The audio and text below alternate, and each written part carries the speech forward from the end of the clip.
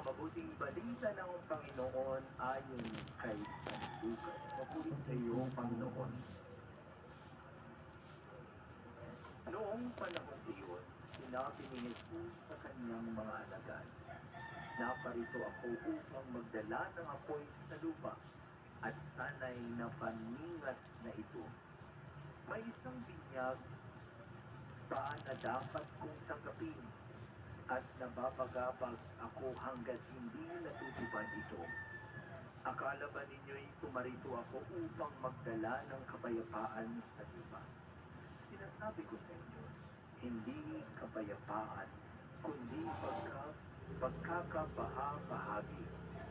Mula ngayon, ang 5 katao sa isang sambayanan ay mababahagi, 3 laban sa 2, at 2 laban sa 3.